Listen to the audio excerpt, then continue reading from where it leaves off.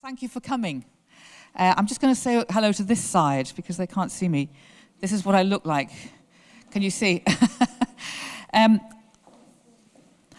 going to talk to you, first of all, a little bit about me so that you know why I do the things I do.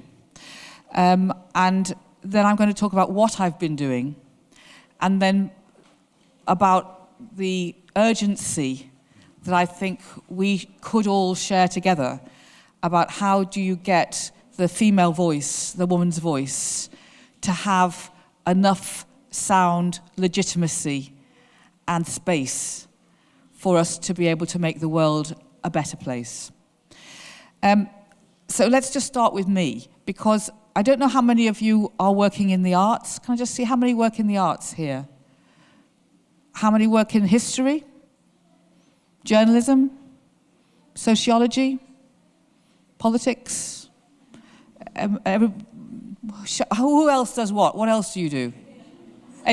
Science, okay, education, yes. What? Education, okay. Anybody run their own business? Yeah, a few. Entrepreneurial, yeah, okay. Well, so lots and lots of different people, which is good. But normally what happens in your life, if you're lucky, is you find out what your story is. You work out, who am I and what do I want to do that allows me to be myself? And then how do I use myself to propel myself through the world and, if possible, do some good things. Some good things for me that will make me feel better and strong. And hopefully, if you're a generous nature, and here you all are, come to see me, so I'm assuming you're all lovely, you want to do something that will make your society, your community, your world better. You want to have made a difference.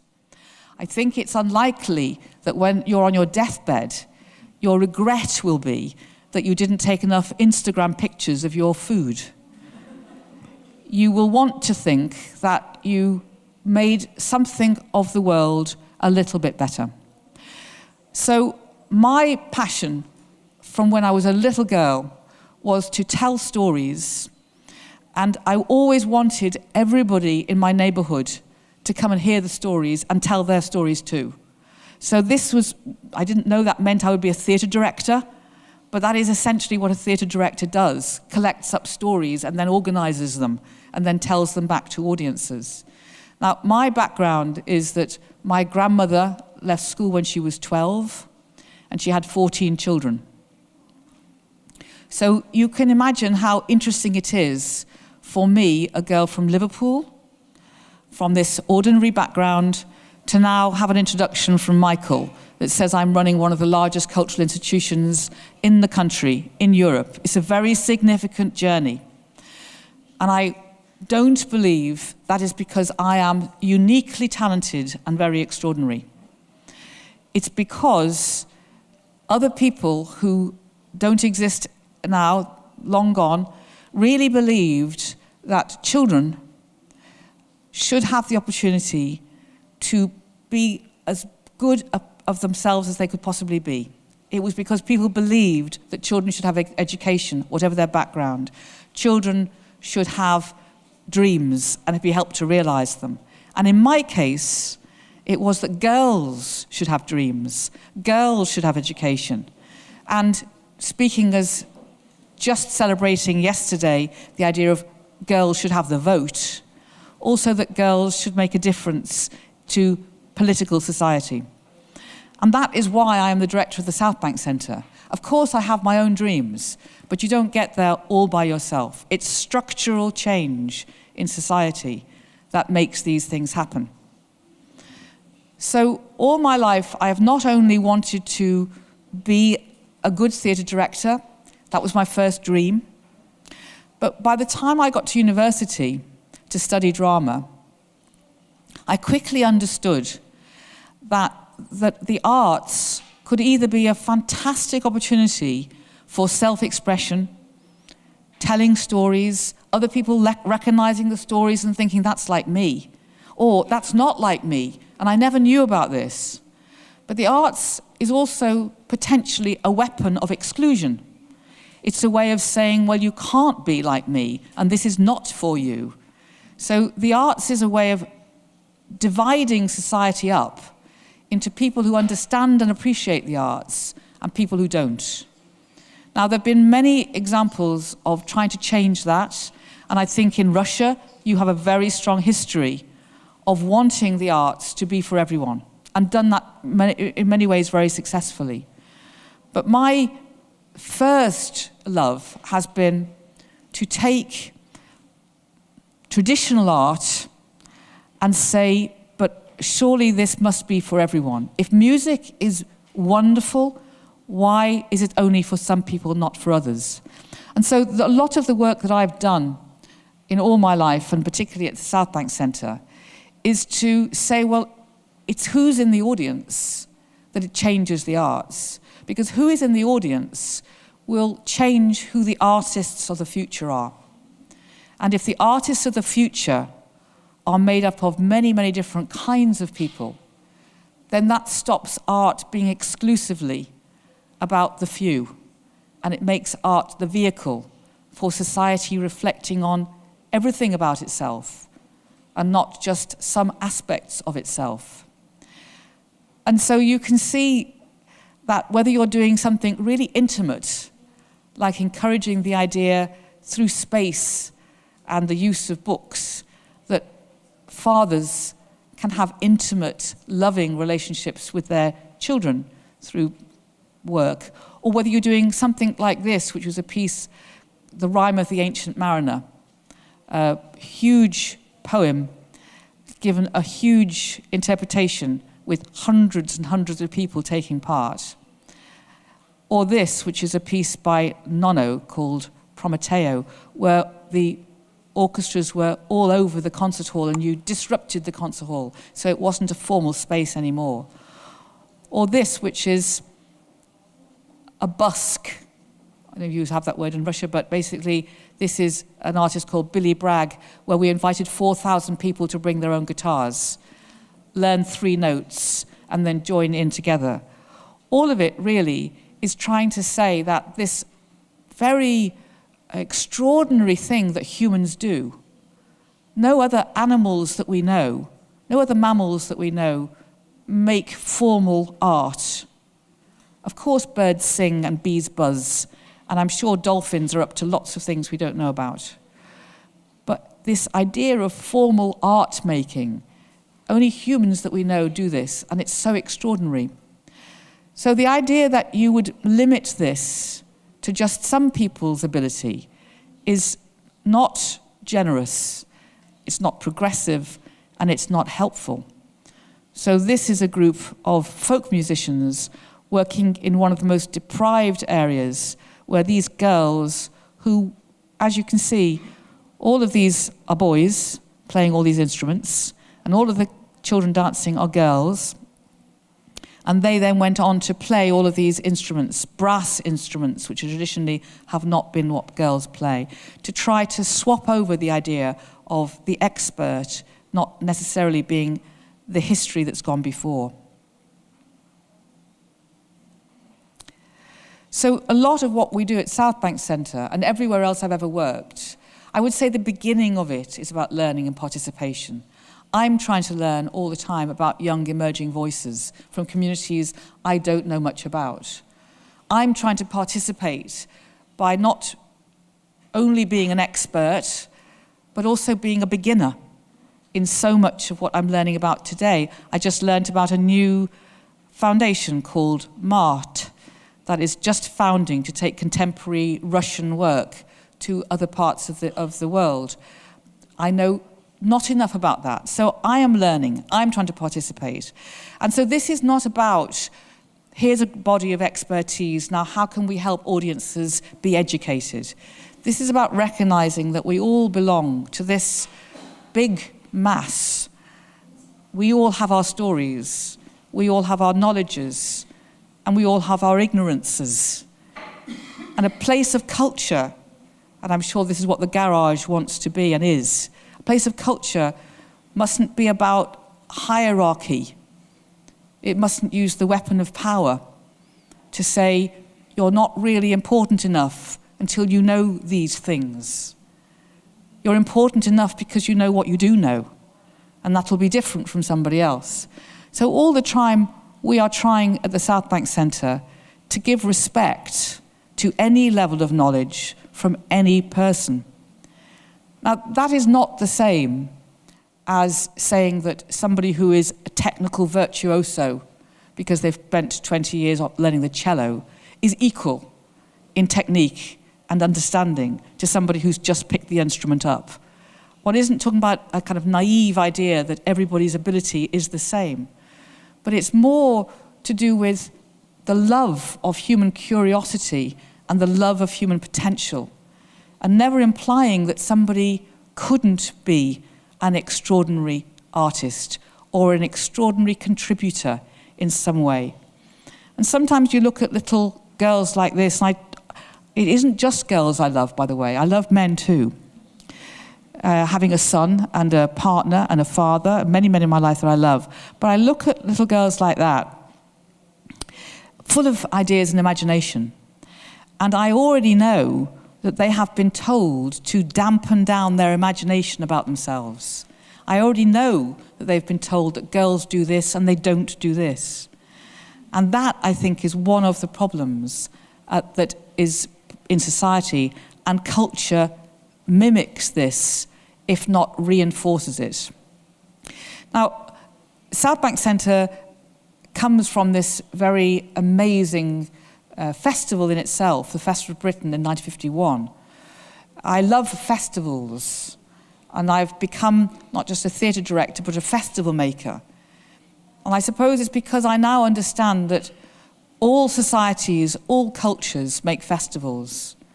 They love the idea of honouring things, commemorating.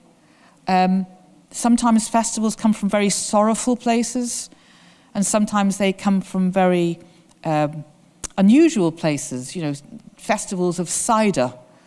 I don't know if you have cider. You have cider, don't you? But you know, the specificity of festivals is very interesting. But if you say to somebody, "I'd like you to get involved in culture," they very often go, "That sounds a bit frightening." If you say, "I want you to be involved in a festival," people know that will have a kind of informality, and they know that they, in a sense, will be entering into a spirit of adventure. And the Festival of Britain came about after the Second World War, when we had all in the world done something very frightening in so many ways. Not just Hiroshima, Nagasaki, the Holocaust, everything that happened in Russia, everything that happened all over the world. We were very frightening. And it was a moment when humans thought, what have we done? And after that, we, as humans, had to find a way of believing that we were good, that we could live in harmony, that we could live in peace. And it's a fragile thing, peace. Very fragile. So this Festival of Britain that we tried to do took an area of London. Now it's a very prosperous area. Then it was a very poor area, and created this huge festival. And they took the phrase of the war artists called the propaganda of the imagination. And they built what was then 27 acres dedicated to ideas. Not just art in its conventional sense, but science and technology, Arctic exploration, lunar possibilities, everything about human curiosity. This was something called the Dome of Discovery, a huge idea on exhibition space. And this was at a time, you know, when there was still rationing. So out of this idea that everybody should come, 8 million people came to this festival, which was a third of the British population. And on this space now, I then came 12 years ago and believed that I should try at the Southbank Centre to recreate this idea of a festival for everyone. And so many of the things that I'm showing you, this is a fountain by an artist called Jeppe Hines that people just like to go in and get wet in. some of the kind of extraordinary ideas that we put on top of the buildings, not just in the buildings, the markets that we've created, the sense that you can bump into art day and night. This is the boating lake on top of the roof.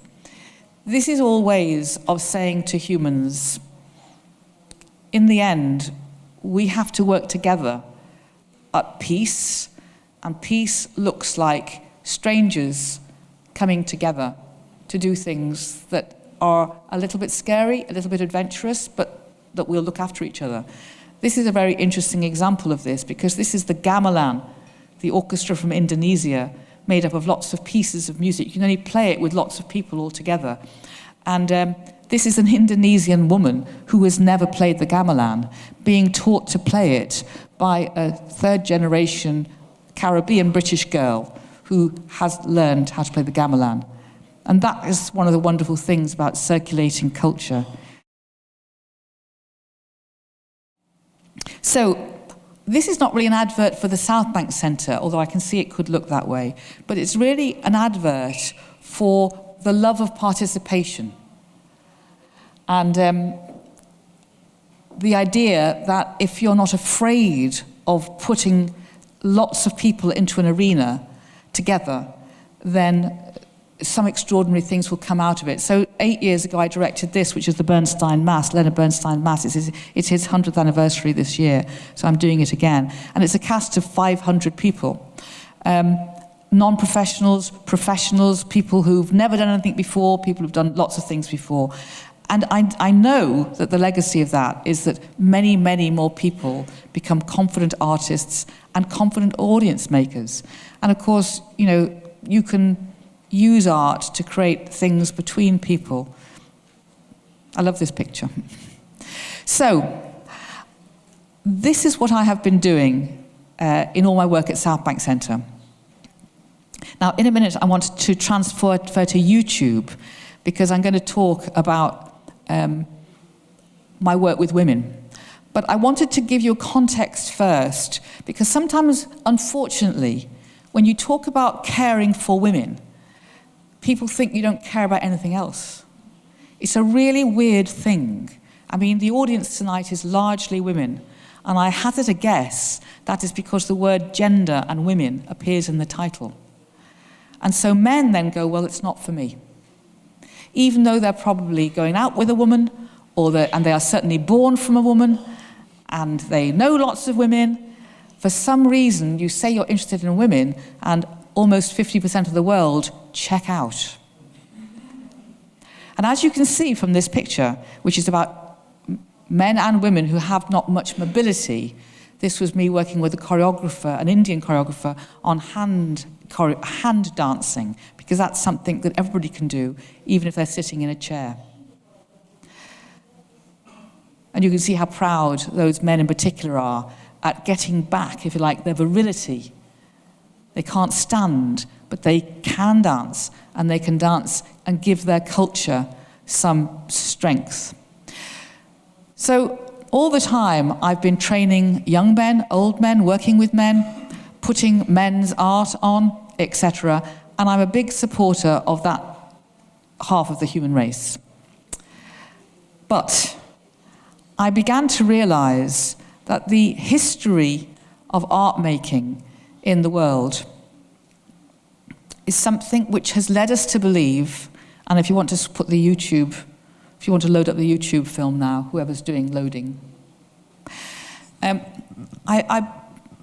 began to realize, and this is not an innovative thought, that all our theologies, all our religious theologies, all our academic history, which includes the history of culture, and all our political systems have trained us all, men and women alike, to believe that the most important voice is a man's, that a man's voice can speak about the world, that a man's creativity has the spark of potential genius, and that spark of potential genius allows a man to speak about the world.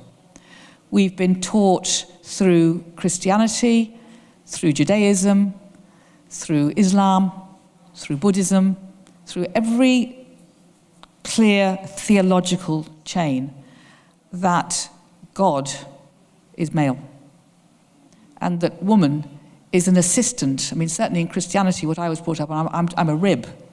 I'm basically Adam's rib, because he was a bit lonely. So he wanted someone to talk to, so her rib was taken out, and there's a woman.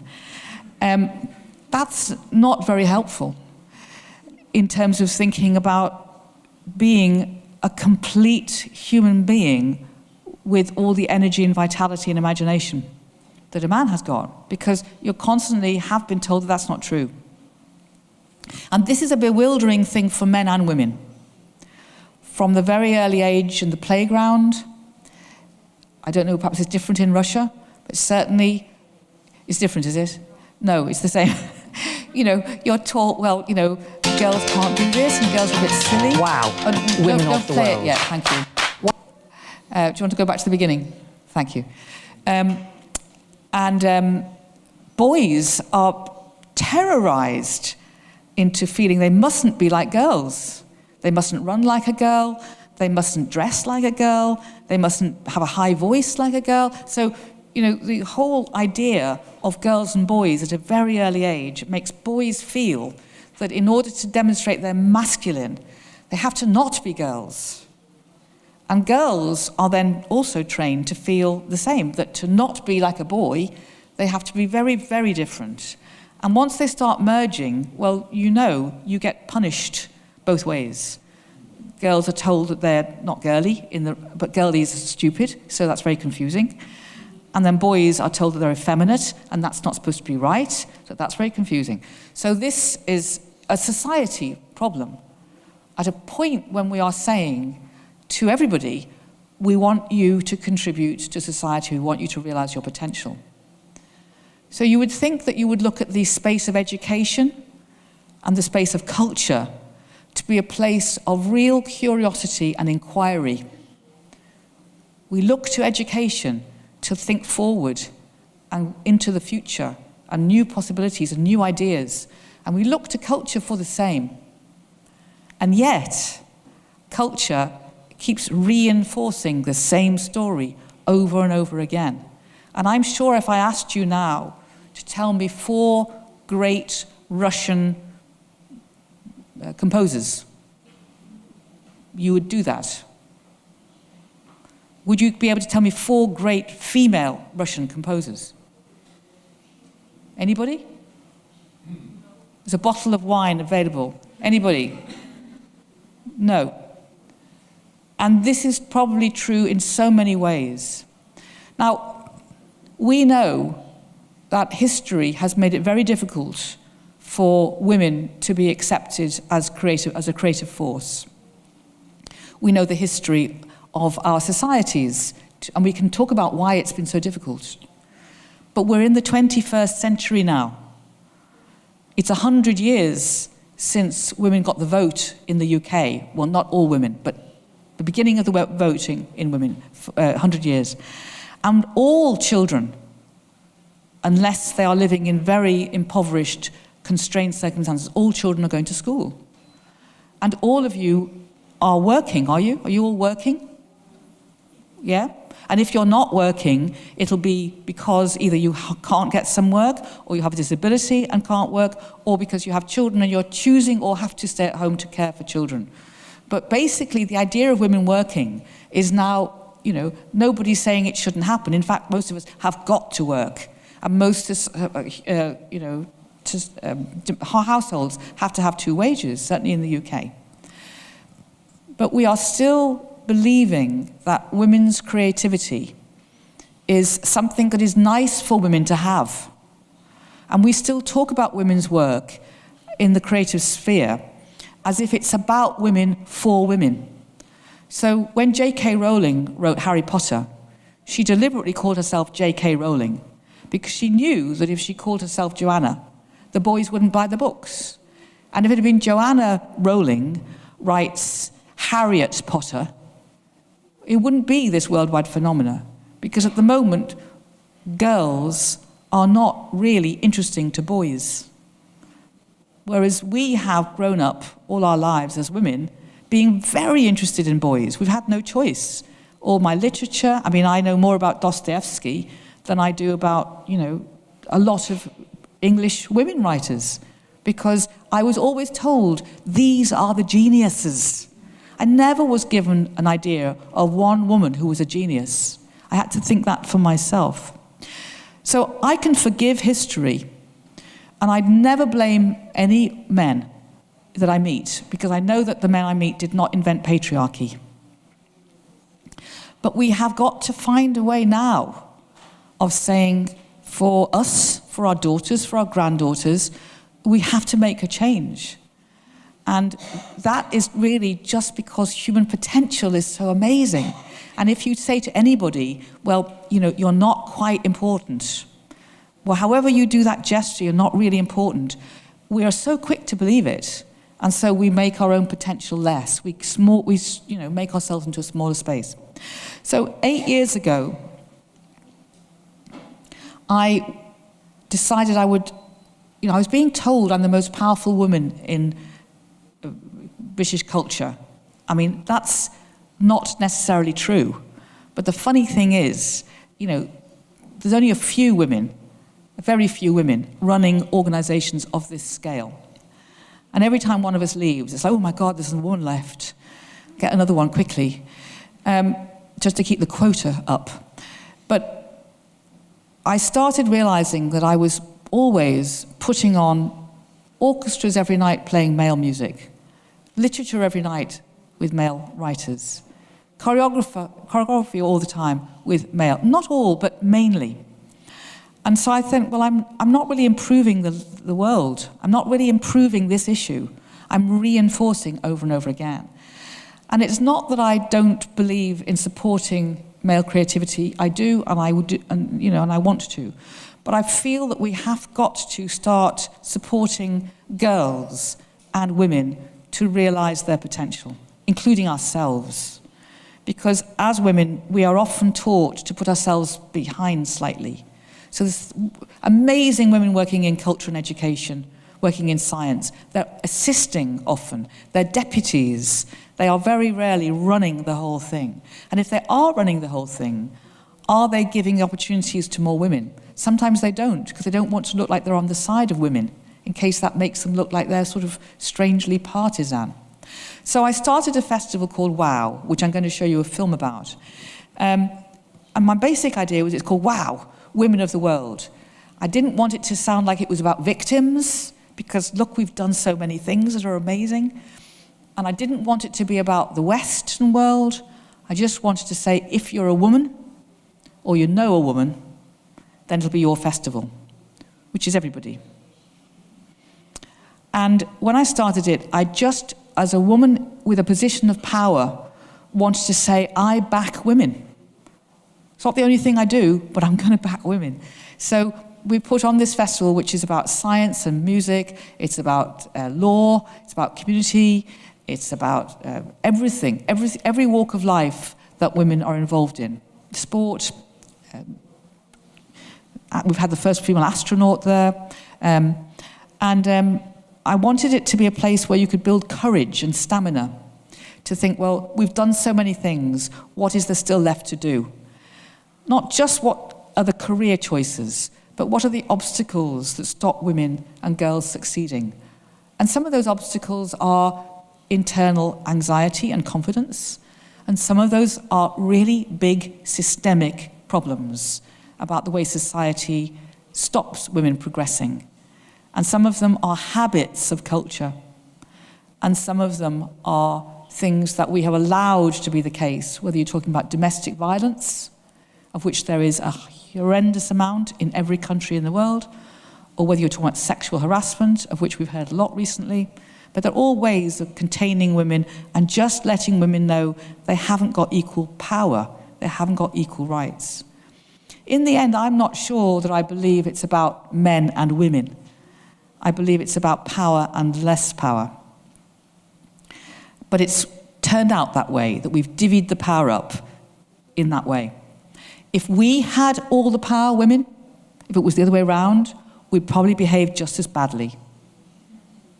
I know you're shaking your head in the front row, but power is a corrupting thing. If you just get used to having it, then you don't even notice you've got it. And you just start using it a little bit more casually. So I think that we'll never know, will we? We'll never know, because in my lifetime, we will never have a reversal.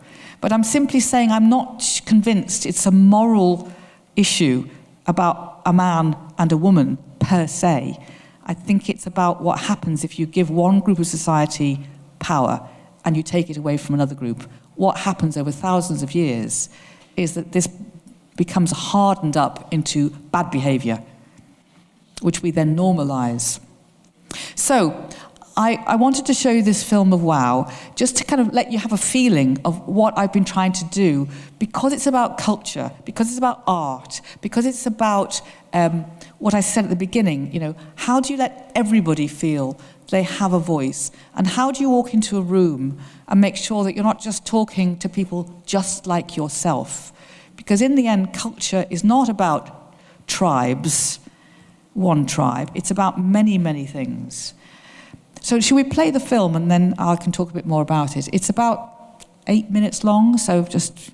And it's got me talking a lot. But fortunately, I'm wearing a different blouse, so it doesn't always happen. Yeah. Shall we go be? Wow, women of the world. Wow is a festival because celebration creates optimism. Optimism creates determination and energy, and that makes you feel that anything's possible. This is an exciting event with 4,000 women. Meeting all these fabulous women, all amazing at what they do, top of their game.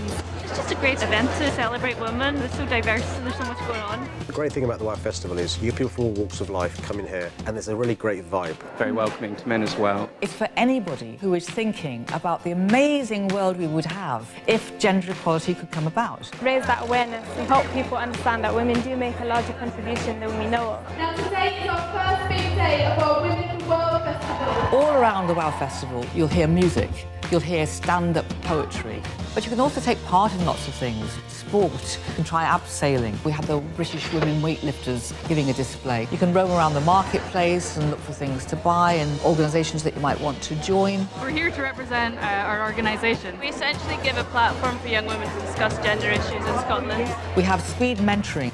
We have lots of panels that are interactive with the audience, talking about particular themes. All this talk about women is because they have been oppressed because they are women. What if we tried reversing that just to kind of make somebody unwilling to see?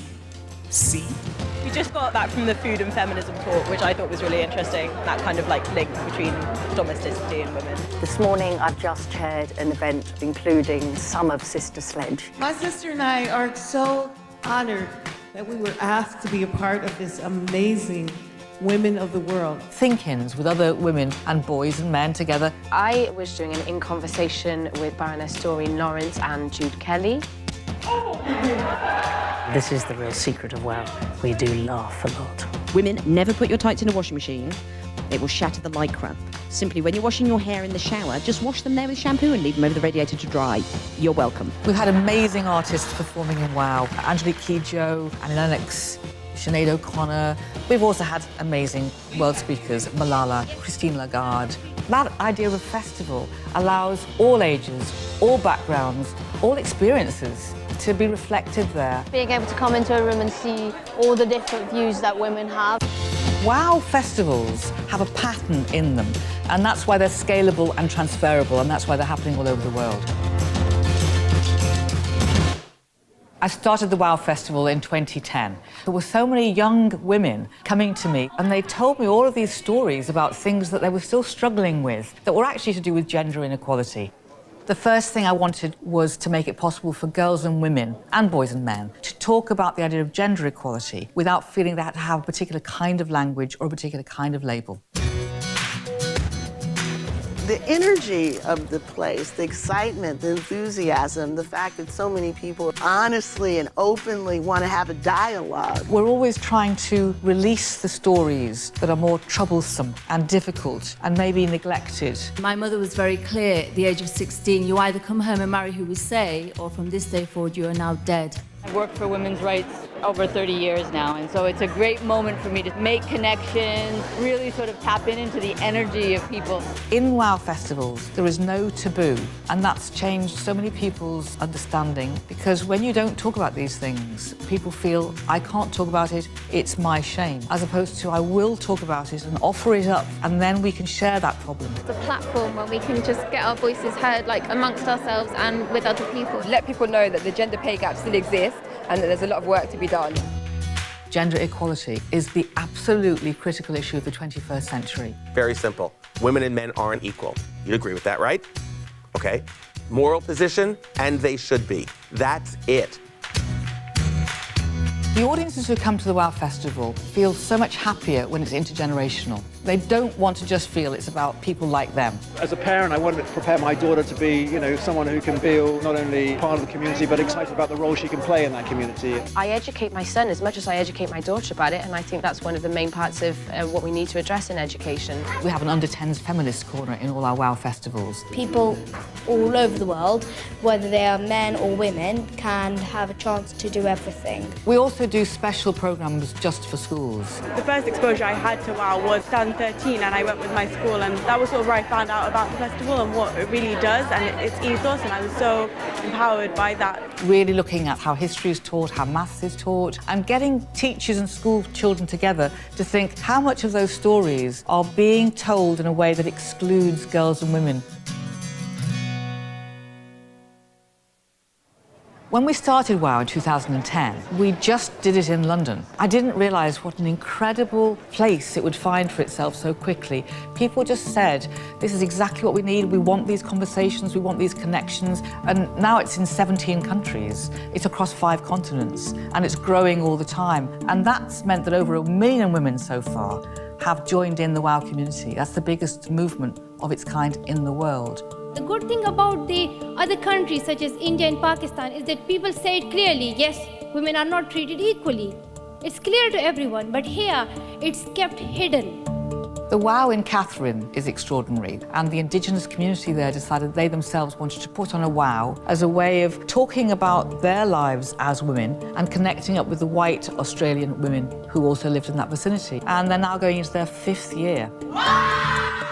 In Pakistan, tribal regions, they follow their own rules, their own laws. When it comes to women, they're the most deprived human being. WOW Karachi. These 9,000 people talking about women's equality in a place that is really suffering from the backlash of fundamentalism. It's dangerous to be feminist in Pakistan. My family got death threats. There's several things that I think have to happen for WOW in the next few years. It's got to be about small towns, rural communities, places that find it more difficult for women's voices to emerge with vigour, with candour and with respect. The thing about WOW Women of the World is it's full of fun. It is just so empowering itself. It just makes you feel like you're somebody. It's a great festival. I think everyone should visit. I'm coming back I honestly again. have a new meaning for I got all my sisters with me. I've seen very, very personally how WOW has made people feel braver, happier, more educated. We always have to believe that ultimately we will be able to change the world. Take this energy that this amazing festival generates and go and do something with it to keep making change. When women of the world unite, the world will be unrecognizable.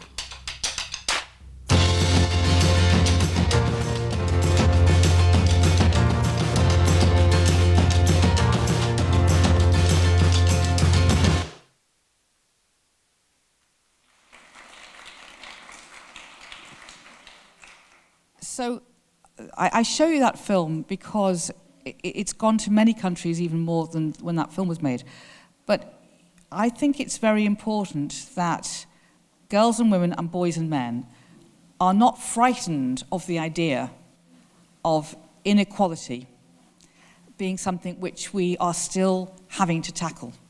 Now, I know that feels sometimes like, well, we're doing that, aren't we? But there are so many ways in which it's often perceived to be something which is being done out of hostility.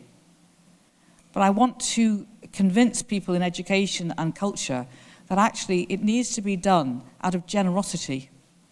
It needs to, I mean, however cross people are that inequality exists, it's not something that anybody knows how to change instantly, because we are all involved in the cultural habits of inequality.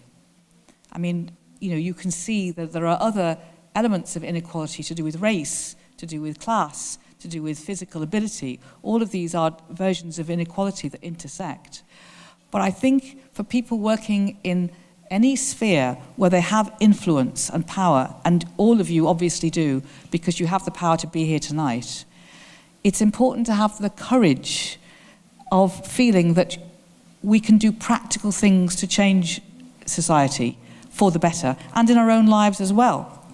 And so I suppose my feeling was that as a cultural leader and a woman, it would be a real betrayal of what I said at the beginning. You know, I come from an ordinary background and here I am, one of the most powerful women in culture. It would be a betrayal if I then didn't try to change the nature of how other girls and women perceive themselves in the world. And in the end, when civilizations pass on and we look back at them, the things that we know about them are what art they made, what their belief system was religiously, and usually what their counting system was. So what's left behind is cultural. And we mustn't leave behind a UK or a Russia or a Singapore or a Taiwan that says still, well, all that really mattered was men's voices. Not because men's voices aren't profound and important, but because women's are equally profound and important. So I'm now leaving Southbank Centre this summer to build the WOW movement further. And it's quite a scary thing to do, because you are leaving a position of power to this place called women. And as I said at the beginning, you go to a place called women, and really an awful lot of men check out. And because men check out and men have the power, then you're left with less power. So the temptation is to stay in the place of power, but I feel you must commit. So I haven't really got a kind of, and therefore this is what you must do, but I simply wanted to come tonight and say that in the end, you know, we make our work as leaders, as cultural leaders, from our belief systems. Our belief systems are what people remember us for, what we value ourselves for, and you have to live courageously by what you believe in doing. And at the moment, I believe that the cultural sector across the world needs to support the idea of gender equality, and it has to find practical methods through commissioning, through platforms, through dialogue, through debates, of pushing women forward and making a change happen in this century. And obviously, I hope you agree with me. Thank you.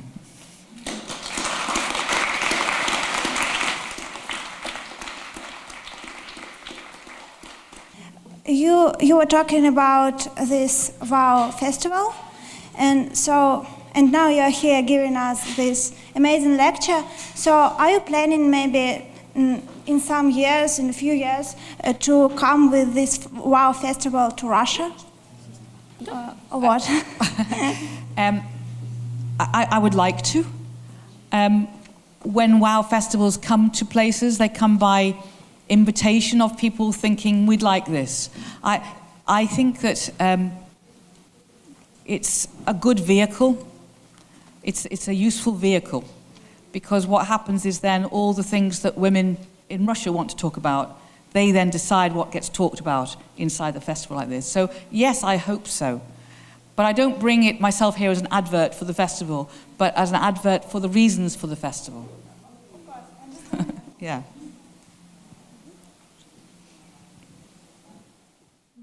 Добрый день, меня зовут Ольга. Hello, my name is Olga, and I can tell you 4 female composers from Russia. Ura, ura. I can tell you, and I hope that the audience will support me. Alexandra Pakhmutova, can you applaud?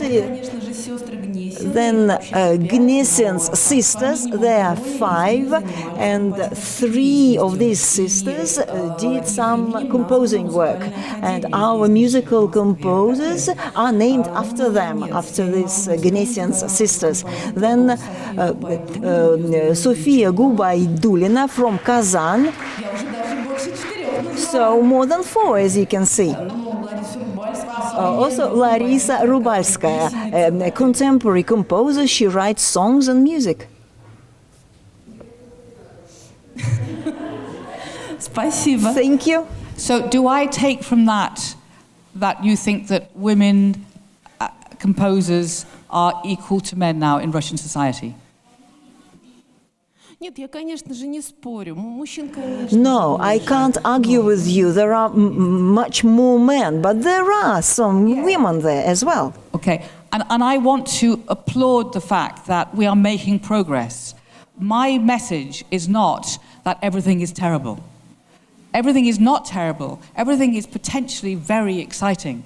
So why would we not carry on supporting and changing things? That's my point.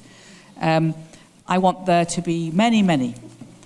So I know that, for example, there are not many female conductors yet, and there should be. So I think that's our job, just push things forward quickly.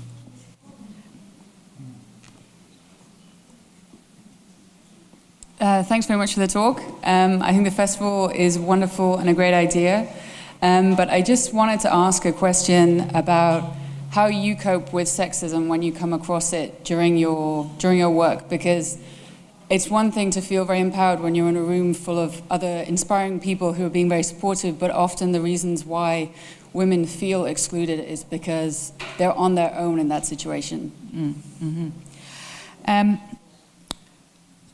I think it's a very good question, and I think that I would want you to realize that, I mean, I'm in my early 60s now, so I have started directing when I was 22, and I'm small and blonde in Britain means, you know, that you haven't got many brains. That's like, it's called blondism. So I've often been in the situation of looking up to lots of men, I mean, literally looking up, and trying to have my voice heard, trying to be taken seriously, and trying to find a way of not being taken seriously by appearing to kind of be shrill or shout or stamp my foot or, you know, and sometimes coming home in tears because I felt inadequate. I knew that I had things that I wanted to be explaining, but somehow the circumstances weren't made possible for me. But I suppose I have learned, well, first of the thing I tried to learn was to be in charge. So I've nearly always run my own companies, which helps. If you're the boss, it helps, obviously. And secondly, trying to see that often men do want to finally hear what you have to say, if you can calm them down enough. Now, this is a difficult thing I'm going to say, but women put a lot of time and energy into supporting men's feelings until men are ready to hear you. And I have less patience to do that now because, you know, I don't think it's useful. But I think you have to just, in the end, decide that you are going to, nowadays, insist that you do have your voice heard and find a way of being very pleasant while you tell people that they're making it hard for you. So there's no easy remedy, but you need to be able to say, do you realize that you haven't listened to me? Do you realize you've interrupted me? I don't mind, I understand that, but would I prefer you didn't? So I've just found lots of ways of politely telling people that they're being an absolute idiot.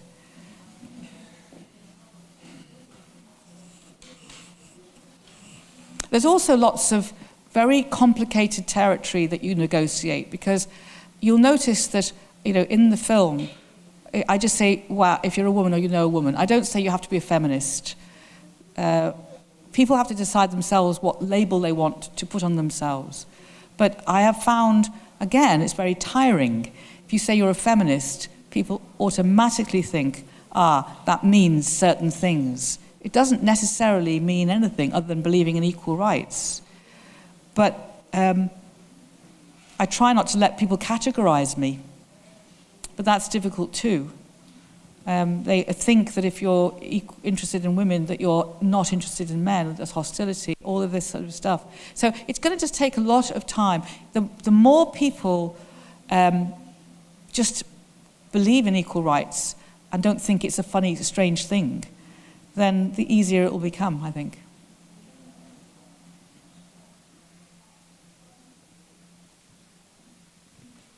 Good evening. Can you hear me? Yes. I'm not sure if I can hear myself. Thank you very much for the talk. I actually wanted to touch on something that you've mentioned in your answer right now, and you mentioned the support system and the support you as a woman give to a man in a relationship. Well, actually, that's our society is built on tools and how we support each other in building each other up. And my thing is that I'm an only child. I grew up with a mother, mostly bringing me up on her own.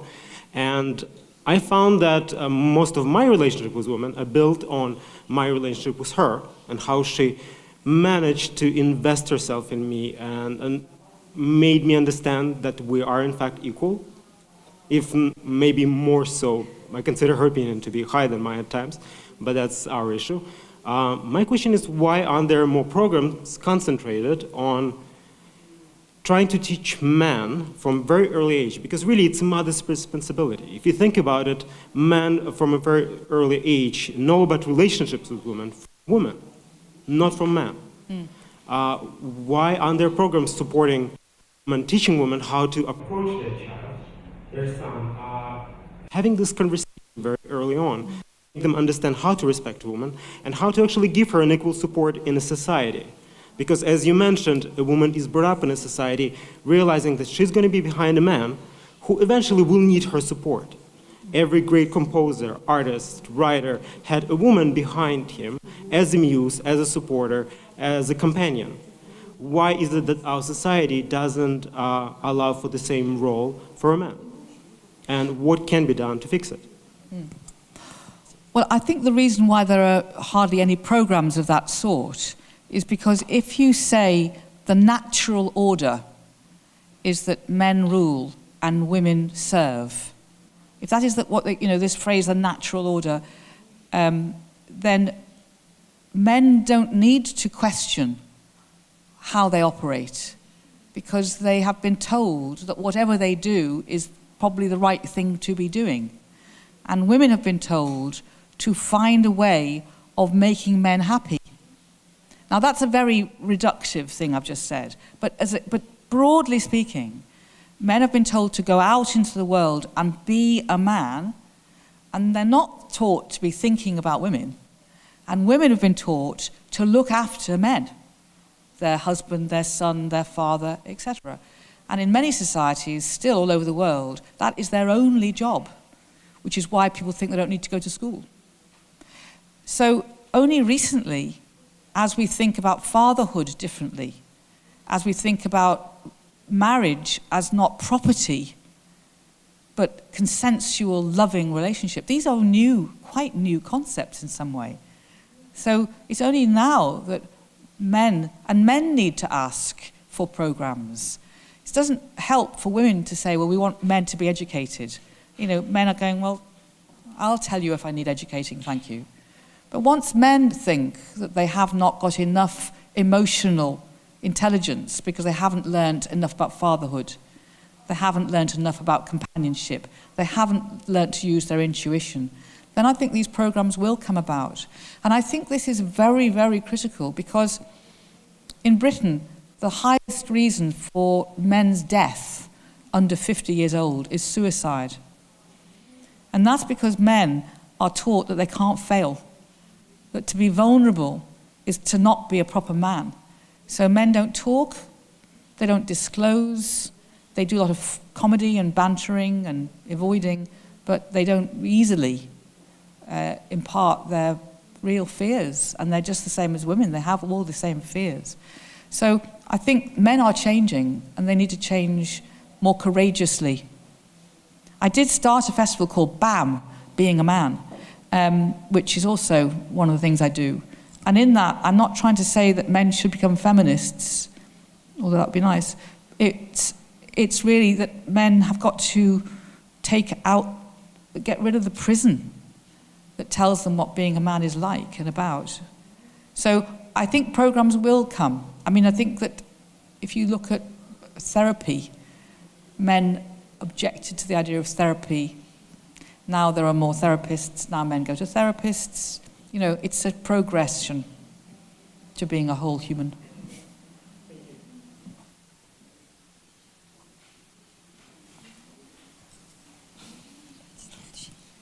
Hi, hello everyone. I think I'll join everyone in thanking you for a wonderful and inspiring and concise talk. My question is, what advice would you give to yourself at the very beginning of your career for acting the best way when faced with all the criticism or sexism or other challenges that you were faced with? Well, I think one thing you learn as you get older is you can't be liked by everyone. It's a problem for all of us. You know, we all like to be liked, but women in particular are told over and over again that we need to be nice. You know, we need to smile, we need to be pleasant. So you are really in a double bind. And that's one of the reasons why I think that women often give off strange signals, because you know that you feel cross, but you pretend you're not. And then you look like you're tricky. So I think what I would have taught myself now is to not try to be liked by everyone. Just try to be honest. Not because actually, I often think being aggressive comes from anticipating that you won't be agreed with or that you will be misunderstood. And often the aggression is a result of having held back your feelings for ages and then suddenly they're all out. But if you weren't trying to be liked, or even necessarily understood, but you just were going to be yourself, I think that would have been more relaxing. So, I mean, I've stopped letting photographers insist that I smile. You know, I've had my photograph taken a lot, and they always say, smile. They don't ask men to do that, do they, Michael? They don't ask you to smile all the time. Sometimes, but, you know, all the time. I mean, in the street, people say, what's the matter? Smile, come on, girl, what's up with you? You know, it's this endless feeling that as a woman you need to be nice. I'd have got rid of that idea earlier on. And now I think some people, including women, will never like me. I mean, some of you in the room will just be looking at me and going, I don't really like her very much. And there's nothing I can do about it. It isn't even something I'm saying. It's just like the meanness of Jude Kelly. It'll just be something that some people just don't really like. And so, again, got to accept that. You know, antelopes don't necessarily like buffaloes. You can't stop being a buffalo if you are one. I don't know if that's helpful.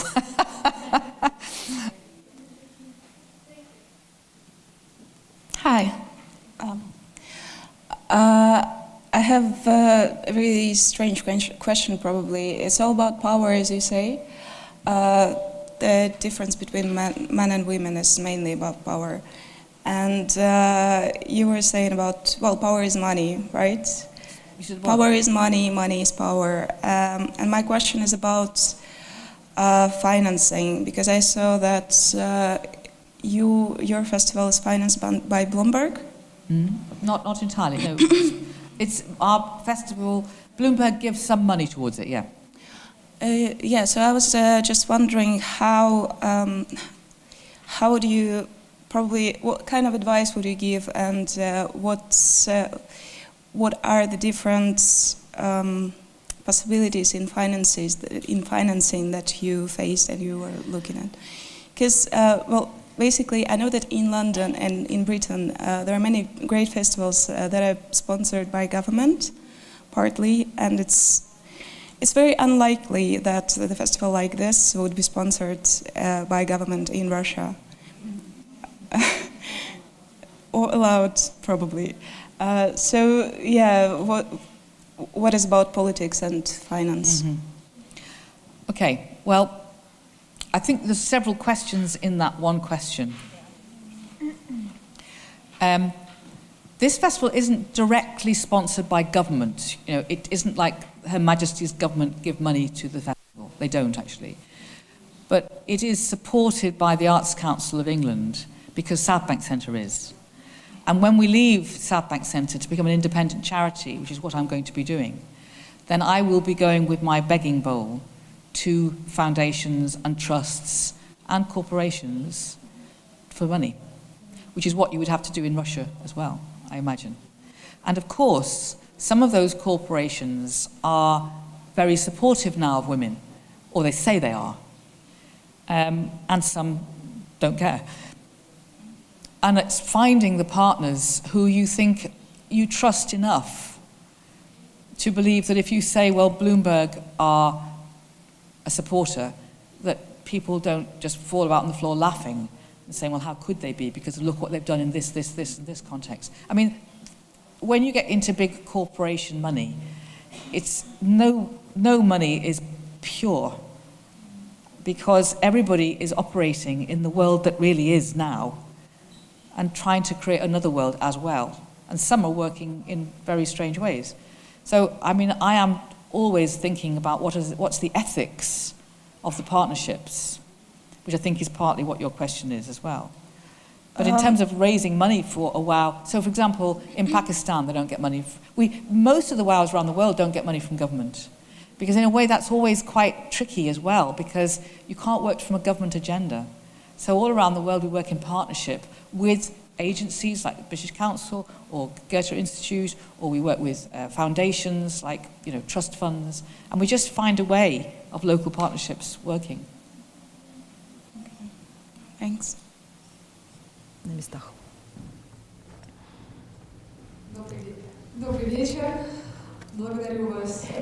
Good evening. Thank you for your lecture. First of all, I would like to thank you for the concept that you shared. When you oppose not like men and women, but bigger and less power, because this is much more conducive for dialogue.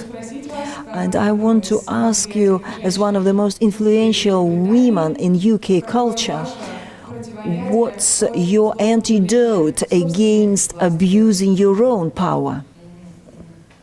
That is an excellent question. Well, I think making sure you don't live in a bubble with other people who have equal power to you. So many people who have power like to surround themselves with other powerful people. I don't. I like to surround myself with men and women and boys and girls of lots of different backgrounds, because I still remember what it was like when I was little and I was looking up at everything. I still want to be looking up at everything. And sometimes I'm looking up at a 14-year-old girl and hearing her story and thinking, my God, you know, that is amazing. So I think one way that you don't abuse your power is by never letting your story be the most important story in the room. Now, it's different tonight. I've been asked to speak to all of you. But I want to look at this word inclusion. Do you have this word inclusion in the arts in some way, whatever the Russian equivalent of inclusion is? I find that word very difficult, because usually it means a powerful person who will include some other people, or they may not, depending. Whereas really we want to be in a world where we include ourselves, like, you know, can I be included in your world? So one way of not abusing the power is just to have a lot of thinking about these things, to be very aware that also I'm a white heterosexual woman, you know, and I have lived that life. Therefore, I have not had the life of other kinds of women or other kinds of men and suffered discrimination in other ways. And that is also part of the thinking. I don't want women to replace men with the same power structures. That's not very interesting for the human race. It's better, maybe, but it's not good enough. So I'm thinking about what power looks like a lot, and trying to stop my own behavior.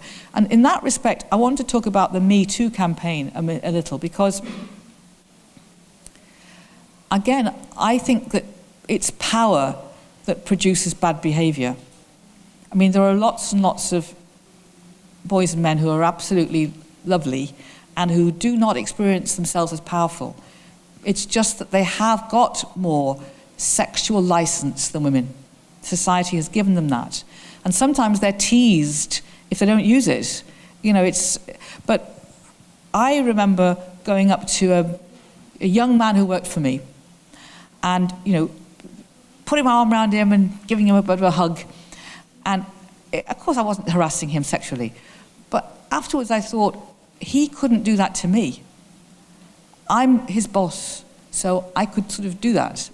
And that made me realize that it isn't just about sex, it's about using other people's bodies, which you can do. Like, you know, do you see what I mean? So all the time I think you have to be very attentive to how your power is working out. Just the way you, if I'm a bit cross, people in my team are very nervous. Exactly. Well, I think, I'm nice, you know, I was only a bit cross. You can't behave that way, you have to be very scrupulous.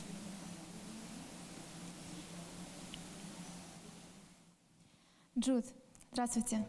Спасибо большое за вдохновляющую и очень интересную речь. Good evening, Jude. Thank you very much for your inspiring talk. I wanted to ask you about men. In Russian feminist discourse, there are men that share feminist ideas, but they don't call themselves feminists, because some female feminists can say that they take over feminist discourse, trying to dominate there. So what do you think about male feminists? Do you know any male feminists? And when you have your festivals, do you allow feminist men to speak? And what kind of proportion do you have of such men, and what topics do they speak about? Yeah, good question. Well, I would say that if feminism means men and women aren't equal, they should be, let's try to make that happen, then why wouldn't men be feminists? It's fine for men to be feminists. I think it's a good idea for men to be feminists. And I think it should be simple. I think that it can be difficult when a man tells women how they should be thinking about feminism. But I don't necessarily think they're wrong. And I'll give you an example. There are plenty of women who don't agree that women should be equal. There are plenty of women who also think the natural order is that, you know, women do this, men do this. And many women are the ones who are continually keeping other women in their place. Even powerful women keep women in their place. So what happens if you're a young man, like the one who just spoke at the back, and you had a great mother, and the mother brought you up to believe in equality, and you meet a woman who doesn't believe in equality, then as a man, I think you're entitled to say, well, you're wrong. Because men are entitled to have political positions about equality. And one of the political positions they can take about equality is that women should be equal. Now, as a white person, I think I'm entitled, if I came across a black man who said he didn't think that another black country were equal because they weren't, you know, because they weren't in his mind, I'd be perfectly okay as a white woman saying, I don't believe that you should be being racist. Now, do you see, I mean, in the end, I think people have to stand up for their values, and men are allowed to stand up for women's value. Not because they're on the side of women, but because they're on the side of themselves. I don't want to be racist, not because I want to be kind to black people, because I don't want to be racist. And so men, I think, have got to be feminists for their own sake, not because they're supporting women. And the answer to the question about whether they speak at the WOW Festival is yes, we have men speaking at the WOW Festival, and it's probably in proportion about a fifth maybe a fifth to a sixth men speak, because I think that it doesn't help for us to feel that this is a conversation about women for women. It's a conversation about the human race and equality.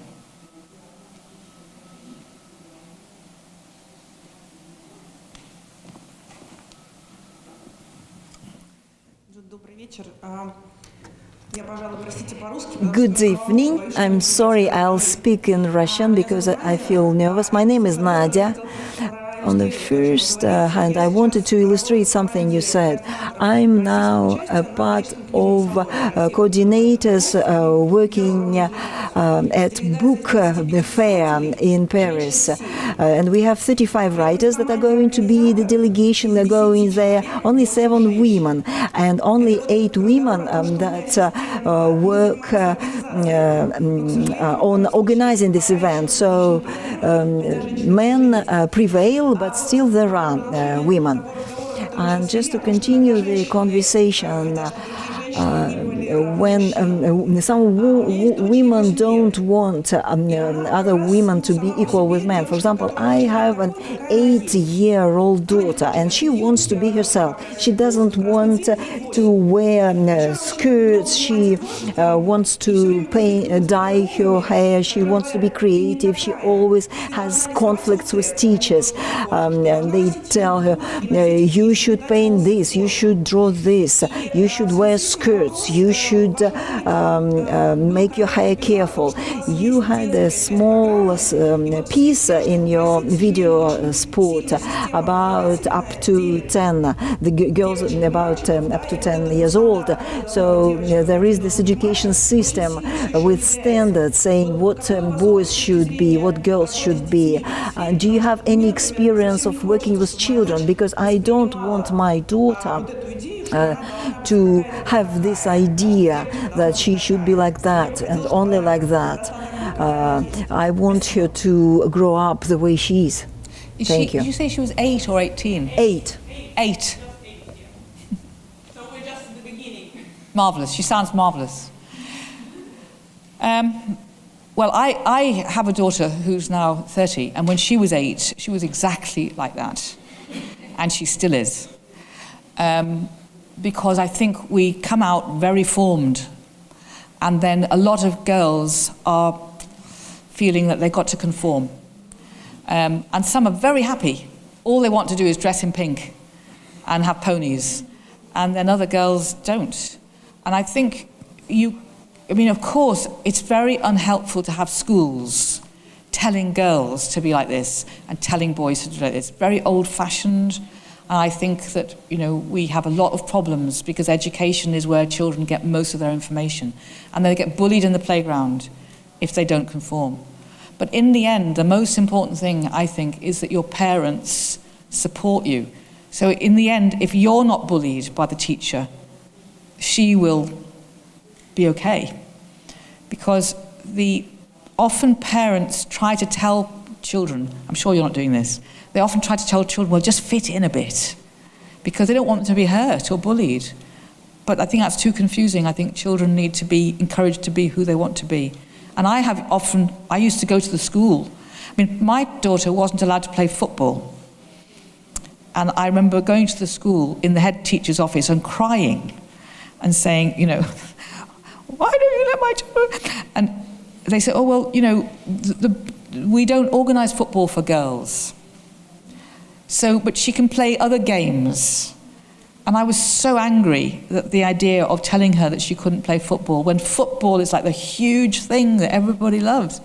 So I think you have to, but eventually they started a girls' football team after she'd left. But I think you just have to keep going back to schools and telling them. But do you have the program inside the festival for children? We have a program inside the festival for children, yes. We talk about playground conduct. We interrogate boys and girls about the things they say to each other. We talk about the games they play. We talk about what happens in the house and who they're looking at, who they're identifying with. And we just get them to talk. And they teach themselves, really, about when they say, yeah, why is he doing that? And why am I doing that? It's kind of self-education, because, you know, with children, I don't want to replace one, this is how you ought to be, with another. But I think that once a girl realizes that she is inside a system which she could change the future of. I mean, this is why it's so exciting, you know, when girls can see, once upon a time, there were no female cosmonauts, and then there were female cosmonauts, and now there's female head of the Society of Russian Cosmonauts, or whatever. You have to show girls the progress, so they can think, oh, I'm going to be a pioneer then.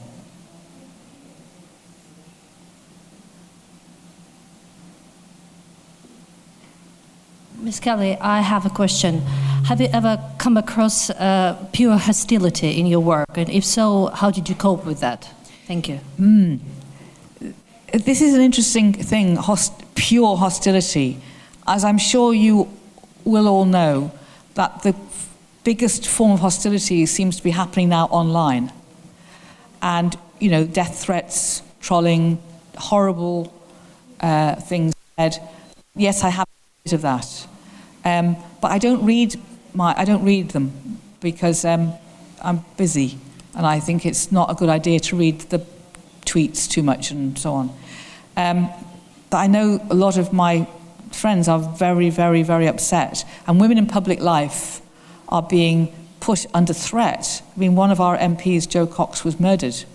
She was assassinated for her beliefs, and it made a lot of women very frightened about the idea of going into politics, particularly. When you're met with pure hostility, I don't think it's something that you can do. Just move away from it. I've never felt physically endangered, but I don't think you can do anything about pure hostility, because sometimes people's anger is not to do with you. It's something that has been building and building and building, and they're carrying it around with them. In fact, sometimes people's anger is their identity. They check back in with their anger to know it's still there. And of course, that's very sad for them, but I don't think I can solve that. So I just say, it's not personal. And first, I want to thank you for your amazing lecture. Thank you. And recently, I see this bandwagon effect when all these actresses at Golden Globe were in black, and this movement Time's Up. And the French actress Catherine Deneuve once said that a woman should be a woman. And I want to ask you, when enough is enough, and where is this brink? Yeah, you know. Wow. Well, I'll just say a little bit about all the women going to Hollywood dressed in black dresses. I think I would have felt more encouraged if they'd just gone all wearing black tracksuits. I think going in Balenciaga and Prada and, you know, maybe isn't such a helpful thing to do. But at least it's a go. At least it's a try. I think that the issue of sexual violence and sexual harassment and sexual availability has become more and more complex as we've become more modern, as we had birth control, as we've felt as if we were entitled as women to have a sexual appetite and shouldn't be ashamed for having a sexual appetite. The whole history around contemporary sexuality has become very, very difficult to manage. And whatever people's sexual preference are in this room, we all like falling in love, and we like romance, and we like eroticism to a degree, even if it's just privately with the person that we like it with. So we're trying to manage those things in ourselves. That doesn't mean to say that it's available for anybody under any circumstances. And I think that, you know, I want to feel that I can dress how I like. And when I was younger, you know, I also loved dressing quite provocatively because I liked to be adventurous. It was an adventurous feeling. I don't mean provocatively in order to get a man to, you know, feel lustful, but just that I could feel free of some idea that I had to behave well. So I think that women like to experiment with behaving badly. Young people particularly like to experiment with behaving badly. So there are all of these different things that are to do with sexual appetite or just personality appetite.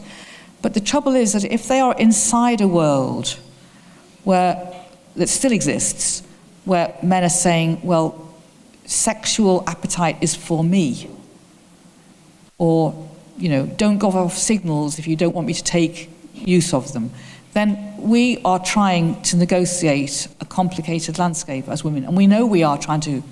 And we think we have the right to, and we do. So Catherine Deneuve's comments, I think, were unhelpful. I don't think it's helpful when someone makes unhelpful comments to then reply that she should be killed.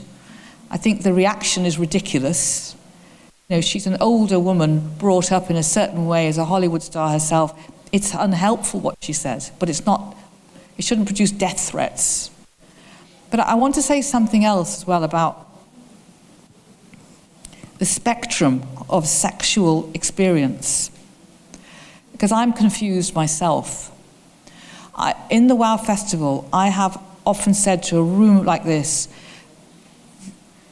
maybe a sixth, maybe less, but maybe a sixth of women in this room will have suffered rape or sexual harassment to an extreme level.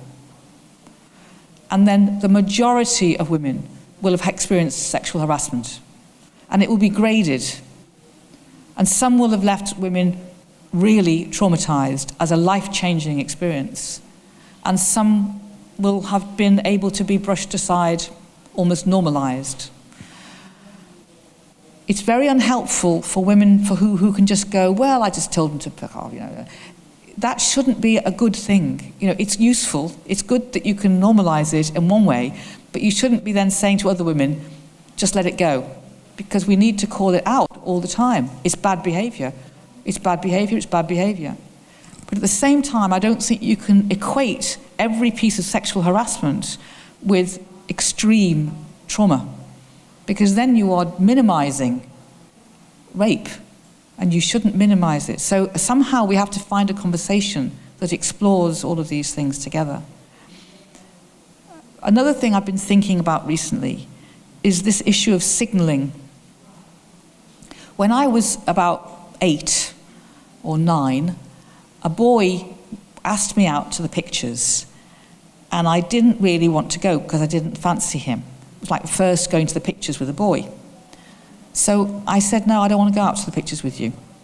Anyway, he and his friends then stood on the corner of the playground the following day and shouted lots of horrible names at me because he felt humiliated that I'd turned him down. So I began to realize very early on that if you're going to turn a man down, you have to do it very carefully, because otherwise he'll retaliate. Not every man, but they often retaliate because they feel humiliated.